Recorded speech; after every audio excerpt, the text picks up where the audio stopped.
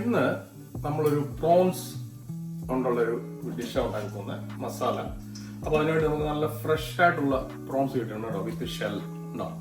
അപ്പോൾ ഇത് നമുക്ക് ഇവരെ ഒന്ന് ക്ലീൻ ചെയ്തെടുത്തിട്ട് എങ്ങനെയാണ് നല്ല ടേസ്റ്റി ആയിട്ടുള്ള പ്രോൺ മസാല, ഞാൻ എൻ്റെ സ്റ്റൈലിലാണ് ഉണ്ടാക്കുന്നത്, പലരും പല രീതിയിൽ ഉണ്ടാക്കാറുണ്ട്, അതെങ്ങനെ ഉണ്ടാക്കുന്നത് നോക്കാം.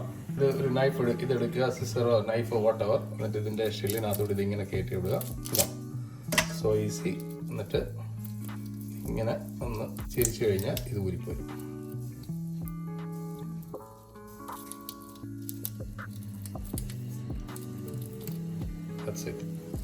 ഇത്രയുള്ള പരിപാടി. എന്നിട്ട് ആ നൈഫ് അല്ലെങ്കിൽ ഈ സിസേഴ്സ് വെച്ചിട്ട് ഇതിൻ്റെ നടുവശം ഒന്ന് കീറുക. എന്നിട്ട് അതിൻ്റെ അടുത്തിൻ്റെ ഇങ്ങനെ ഒരു ഇതുണ്ടാവും, അത് വലിച്ചു കളയണം. എടുത്ത് കളഞ്ഞില്ലെങ്കിൽ ശരിക്കും പണി കിട്ടും. ചിലർക്ക് ഇത് കഴിച്ചു കഴിഞ്ഞാൽ പല അലർജി വരും, എനിക്ക് അലർജി വരുന്നതാണ്. അതുകൊണ്ട് അത് ക്ലീൻ ചെയ്ത് മാറ്റാൻ ആരും മറക്കരുത്. എന്നിട്ട് കഴിഞ്ഞു. ഇത്രയേ ഉള്ളൂ പരിപാടി. പ്രോൺസ് ക്ലീനായി.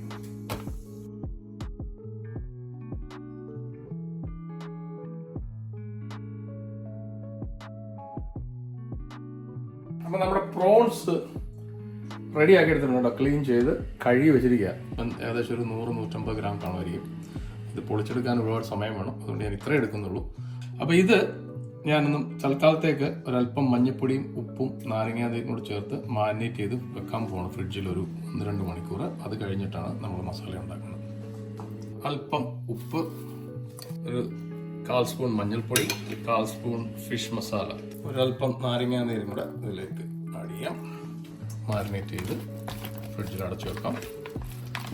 Okay, done. അപ്പോൾ നമ്മൾ പ്രോൺസ് ഒക്കെ മാരിനേറ്റ് വെച്ചിട്ടുണ്ട്. അത് റോസ്റ്റ് ചെയ്യാൻ വേണ്ടിയുള്ള സാധനമാണ്. വലിയൊരു ഒനിയൻ, ഒരു പഴുത്ത തക്കാളി, കുറച്ച് കൊച്ചുള്ളി, ഒരു 5-6 എണ്ണം, ചെറിയ കഷ്ണം ഇഞ്ചി, ഒരു 4 വെളുത്തുള്ളി, നല്ല ഫ്രഷ് കറിവേപ്പിലയും കിട്ടുന്നുണ്ട്. ഇത്രയും സാധനങ്ങൾ വേണം നമുക്ക് ഇത് കുക്ക് ചെയ്യാനായിട്ട്. പിന്നെ മസാലപ്പൊടികളൊക്കെ വേണം, അധികം കാണിക്കാം. പോട്ടെ.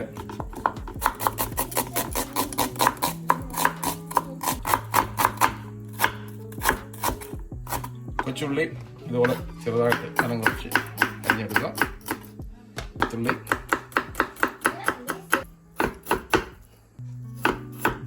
തീ കത്തിക്കുക. 3 സ്പൂൺ വെളിച്ചെണ്ണ, ഒന്ന് വേണ്ട, ഏകദേശം ഒരു 3 സ്പൂൺ വെളിച്ചെണ്ണ അവിടെ ആഡ് ചെയ്ത് കൊടുക്കാം. എണ്ണ നന്നായിട്ട് ചൂടായിട്ടുണ്ട് വെളിച്ചെണ്ണ. അതിലേക്ക് നമുക്ക് ഇച്ചിരി കടുക് ചേർത്ത് കൊടുക്കാം. ഓക്കെ, അപ്പോൾ കടുക് പൊട്ടി അതിലേക്ക് നമുക്ക് അരിഞ്ഞ് വെച്ചിരിക്കുന്ന സവോള, കൊച്ചുള്ളി, വെളുത്തുള്ളി, ഇഞ്ചി, കറിവേപ്പില ആഡ് ചെയ്യാം. ചേർത്ത് പിന്നെ ഒന്ന് കടച്ചു വെച്ച് നന്നായിട്ട് മിക്സ് ചെയ്യാം.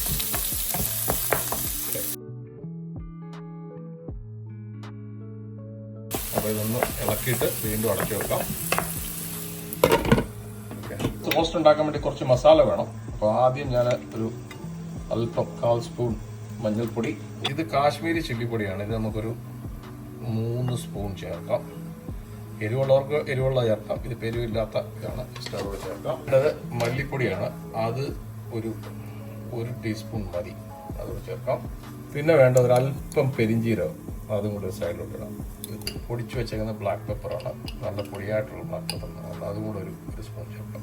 ഓക്കെ, അപ്പോൾ സവോള കൊച്ചുള്ളിയൊക്കെ ഓൾമോസ്റ്റ് ഒന്ന് വഴന്നിട്ടുണ്ട്. അതിലേക്ക് ഈ അരിഞ്ഞു വെച്ചിരിക്കുന്ന തക്കാളിയോട് ചേർത്ത് മിക്സിയിട്ട് അടച്ചു വെച്ച് ഉപയോഗിക്കാം.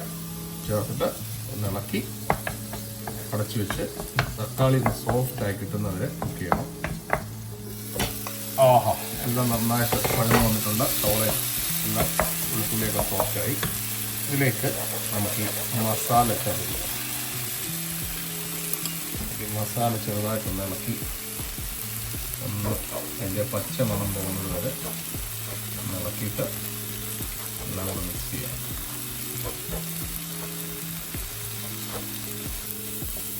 ഈ സമയത്ത് ഇതിലേക്ക് ഒരല്പം ചൂടുവെള്ളം ഒഴിച്ചു കൊടുക്കട്ടെ, ഇത് പെട്ടെന്ന് കുക്കായി കിട്ടും, കരിയത്തില്ല.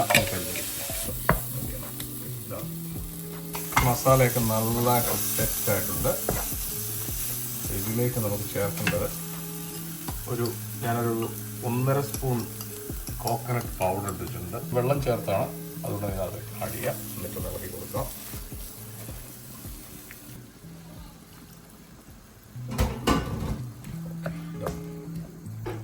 കോക്കനട്ട് മിൽക്ക് അതിലൊന്ന് അല്പം ഒന്ന് തിളച്ചു. ഈ സമയത്ത് നമുക്ക് ഈ നേരത്തെ മാരിനേറ്റ് ചെയ്യുന്ന പ്രോൺസ് ചെയ്യാം. കാരണം പ്രോൺസ് വെള്ളം അധികം ചേർക്കാതിരിക്കും, പ്രോൺസിൽ നിന്ന് വെള്ളം ഇറങ്ങും ഒന്ന്. രണ്ടാമത് പ്രോൺസ് അധികം കുക്ക് ചെയ്ത് കഴിഞ്ഞാൽ കട്ടിയായി പോകും. അപ്പോൾ ഒരുപാട് കുക്ക് ചെയ്യരുത്. അപ്പോൾ ഇതിനകത്തുനിന്ന് ഇപ്പം വെള്ളം ഇറങ്ങാൻ തുടങ്ങും. തീ കുറച്ച് വെച്ചിട്ട് അടച്ചു വെച്ച് വേവിച്ചാൽ മതി. ഒരു 5 മിനിറ്റ് കൊണ്ട് ഇത് കുക്കായി കിട്ടും. അപ്പോൾ നമ്മുടെ പ്രോൺസ് ഏകദേശം ഒരു 5 മിനിറ്റ് കുക്കായി.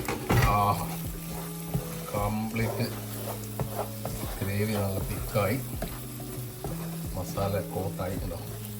പ്രോൺസിൻ്റെ കളറൊക്കെ മാറി കുക്കായിട്ടുണ്ട്. ഇതിലേക്ക് അല്പം ഉപ്പൂടെ ചേർത്ത് കൊടുക്കുക. ആദ്യം നമ്മൾ പ്രോൺസ് മാരിനേറ്റ് ചെയ്തപ്പം ഉപ്പ് ചേർത്താണ്, അതുകൊണ്ട് ഞാൻ ഇതുവരെ ചേർത്തില്ല. രണ്ടാമത് ഇപ്പോൾ ആദ്യം ചേർക്കുകയാണ്.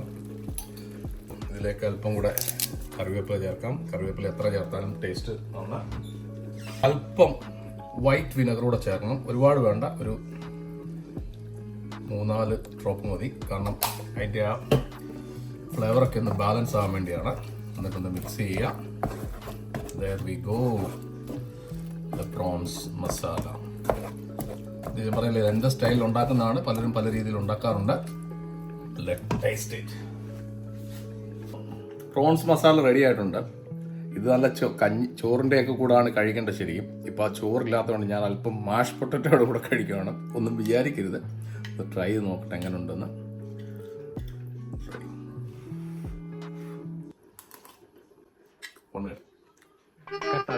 എന്നും ഇങ്ങനെ വയറ് നിറച്ച ആഹാരം കഴിക്കാനുള്ള യോഗം ഉണ്ടാവണേ.